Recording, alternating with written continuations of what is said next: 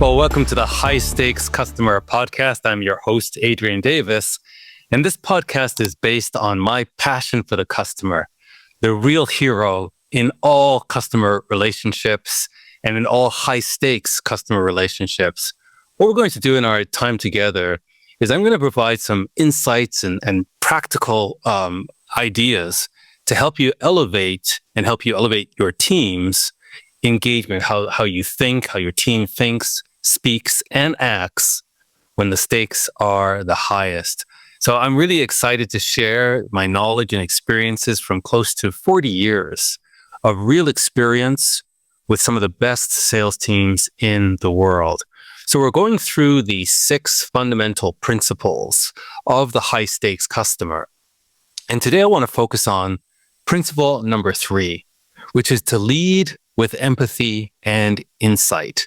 So what do I mean by leading with empathy and insight? Maybe let me just share with you, first of all, maybe it's a bad example, but let me share with you just a bad example that's etched into my memory. And then we'll talk about what it actually looks like to lead with empathy and insight.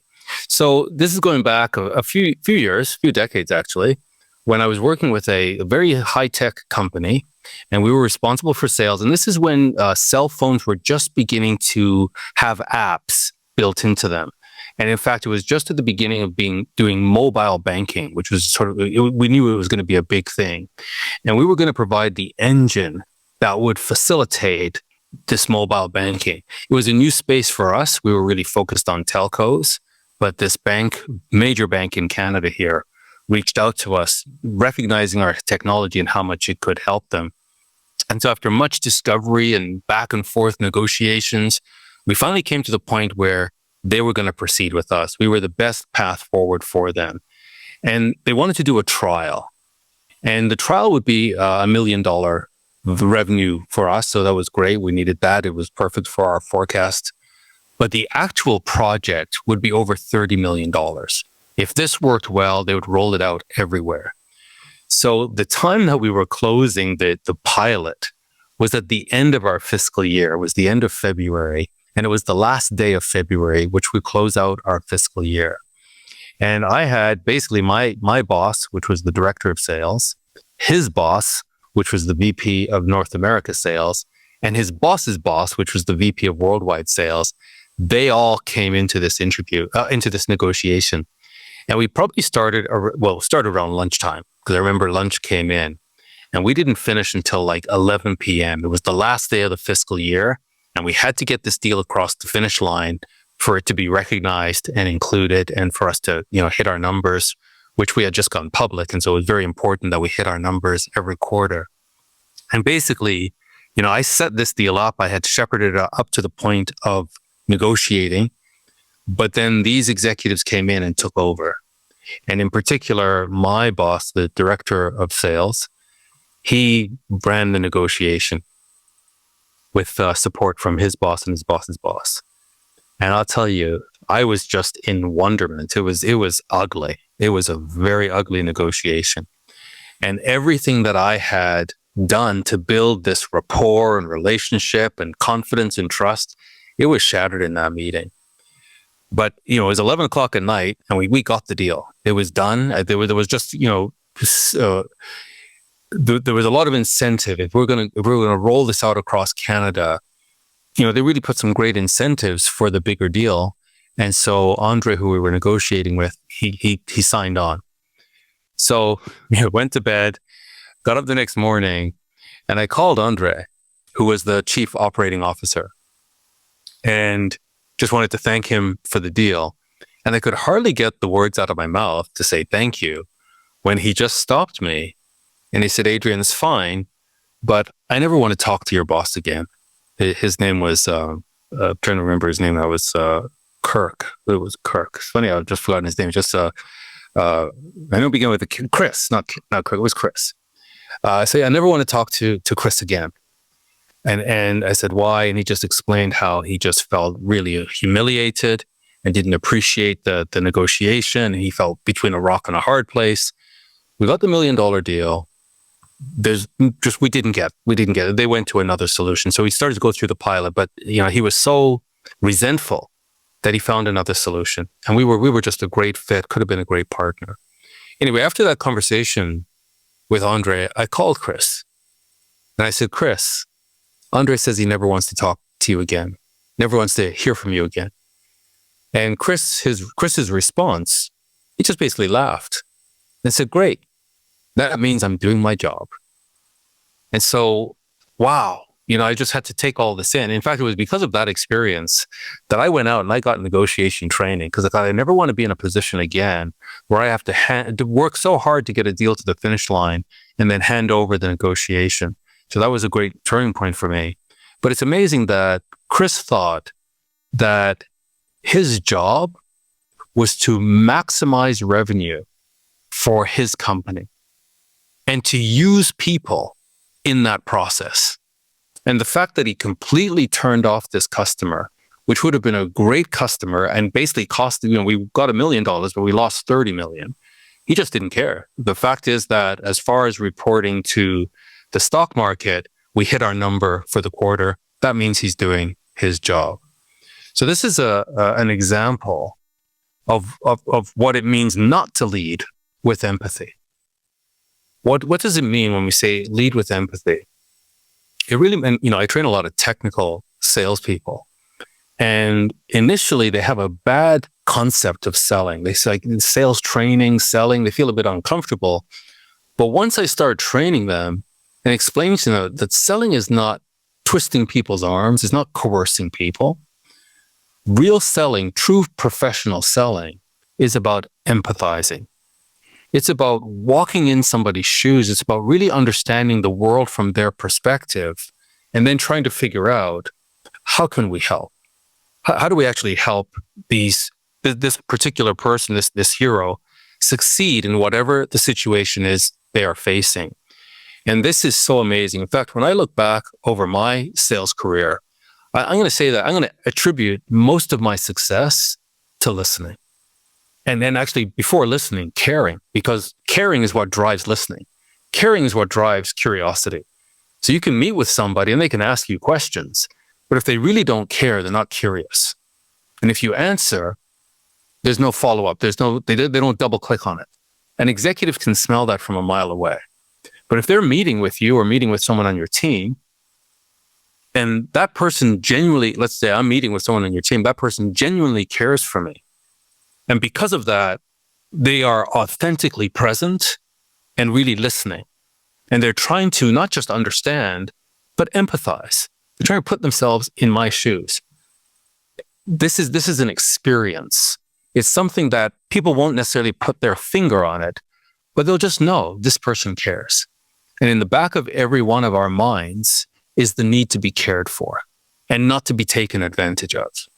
And so this is a really, really critical skill. And so this is really fresh. I was just speaking to a very high-end professional sales woman. She's a strategic account manager responsible for multi-million-dollar deals. And we were actually talking about this. And she's facing a situation where her major customers are downsizing incredibly, like massive, 75% in one case. But significant 30% in another. But everybody seems to be cutting back in this consumer packaged goods area. And I was just coaching with her, and she was asking me, how she navigates this. And I just had to share with her, one of her superpowers is this ability to really care, to really listen, and to connect the dots. So I've been working with her for over a year, and I work with many, many top-end sales professionals. And this is just something that she has, the ability to care, to really listen, to separate the signal from the noise, and to connect the dots. And I was saying to her that, she's starting to set up all these meetings.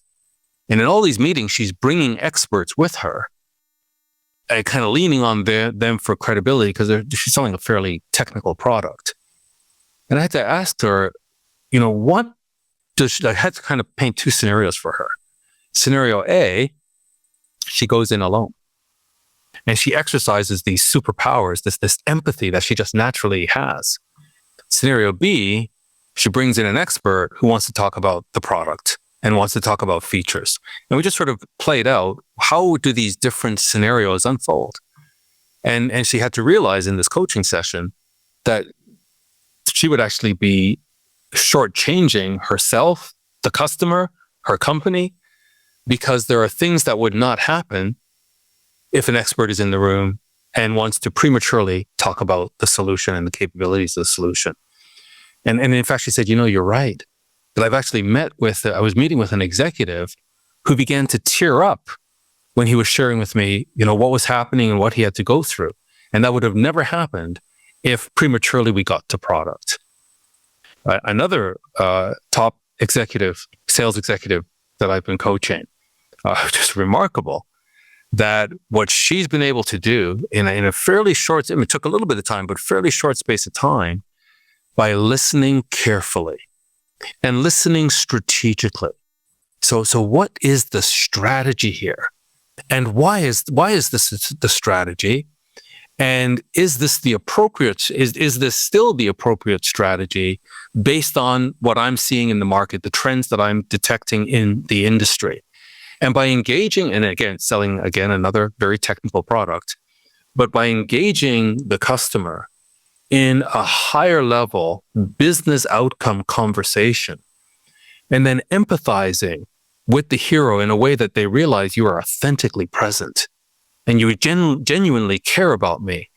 She was able to take a relationship that was more or less arm's length. It was a customer, but it was more or less arm's length, and turn that around.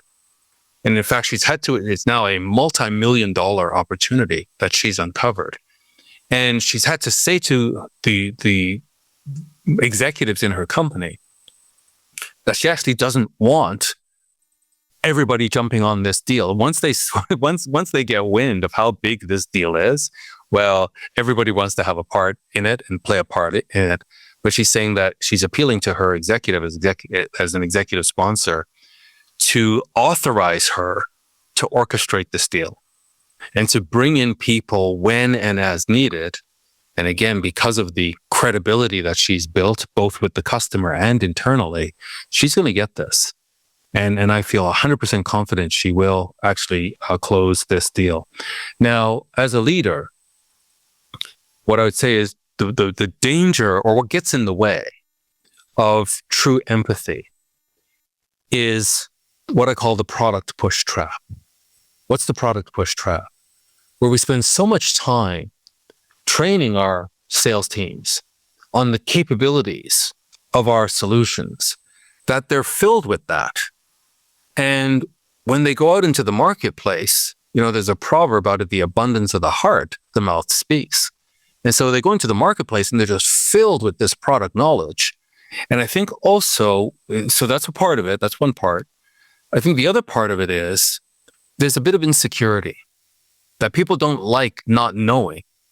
And so as we start to have this conversation, if it runs along the track of me needing to talk about my expertise, then I feel very comfortable and in control. But if instead I decide to show up authentically and genuinely listen, well, there's a bit of anxiety now because I don't know where the conversation will go. I don't know what my stakeholder is going to say. I don't know if the way that they answer the question that I'll actually be able to help. And so there's a bit of insecurity there that has to be overcome. And again, I think going back to the foundation, we have to genuinely care. And so if I show up, not to try to sell somebody, but instead to try to understand and to see with my capabilities, how might I be able to help? And if I don't have the capabilities at this time to help, well, I certainly have a great network. And maybe I could put this person in touch with somebody who can help. And, I hate to say this, especially if you're a sales leader, but think long term, let's play the long game. Sometimes, in fact, a competitor may actually be a better fit.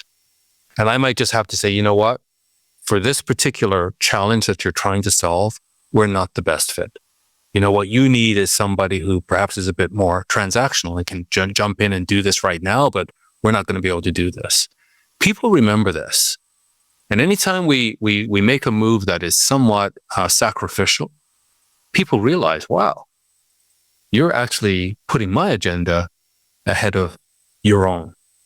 And when we say the success in sales really depends upon win-win, so what Chris did and what I have observed and realized I never want to be like that was win-lose, right? We lost, but we won, but our customer lost. But in the long run, the customer will find a way to win. And because of that, we lost. So win-lose is not sustainable. Win-win is what's sustainable. But what we mean when we say win-win is I win after you win. First, I've got to be wholeheartedly committed to ensuring that you win. And yeah, things might go off track a bit. Things might get derailed a bit. There might be the unexpected surprises. It doesn't matter. I'm committed to your win. And when you win, that's when I win. Because I can only win as a sales professional if I'm delivering real value. So we have to lead with empathy. By leading with empathy, we can unlock levels and depth of conversation that our competitors will never have access to. We kind of create this safe space that people just all of a sudden relax and they feel that they can share information that's perhaps somewhat proprietary, but because of the trust that's built up and that the level of care that they experience, they're going to share with us what I call proprietary insights. These are insights that you can't find on the web. These are insights that are not documented anywhere. But because of the comfort that you've been able to create in this environment, especially with senior executives, what I have found with senior executives is that there's a lot going on. There's a lot going on around them and within them, within their organization, around their organization. And there's a lot that they actually cannot speak about inside the organization. That's either premature, it's not fully baked yet, and they don't want to spook anybody inside the organization. When they can actually sit with somebody who genuinely cares, who really listens, and who stimulates them with provoking or provocative questions, all of a sudden they begin to open up. In fact, I can remember an experience that I had. I was fairly along in my career. So I was seasoned. And I just remember this experience where I had this meeting with a very senior executive, C-level executive, which was fairly new to me at the time. And when I walked in, back then they had secretaries. So I had to greet the secretary. She lets us in. And we sit down and we begin this discussion. The meeting was half an hour. And around the 25-minute mark, the secretary knocked on the door and came in and, excused herself, but said that the next meeting was waiting. And immediately, the way the executive responded to her was, tell him I'll be a little while. This is going to take a bit longer. So what was supposed to be a half-hour meeting was an hour. I don't know who he was meeting next, but he bumped that meeting because of this one. Again, just another meeting that I had was having a lunch with a CEO. And I want to share this because I think it's really, not to say something about me, but to say something about our industry. I was having lunch with this CEO and we were doing a project together and we were talking and he just stopped and he looked at me and he said, you really listen. And to me at the time, it was like the weirdest comment. Like, of course, you're granting me an opportunity to have lunch with you. I know how busy you are. You're giving me your time. I'm not going to squander this. But I reflected on it afterwards. He stopped and he said, you really listen. And I thought, what that means is other salespeople are calling on him and they're not listening. It was like, wow, the gold that he provided to me, that we were able to work with that organization in a way that it changed because of the proprietary insights I was able to gather as a result of that meeting. So as a leader, I would really encourage you to work with your people and to get them to understand the way the world is going, the increased complexity, the increased uncertainty, the vulnerability that executives have. Every day, executives are losing their jobs. So we can't just walk in just wanting to sell them something. We have to understand that they are the hero in their journey, and we can be that special resource to get them across the finish line, to ensure that they succeed. And remember, win-win means we win after they win. We need to be wholeheartedly committed to their win, but we can never do that if we don't care, if we don't listen, if we don't empathize.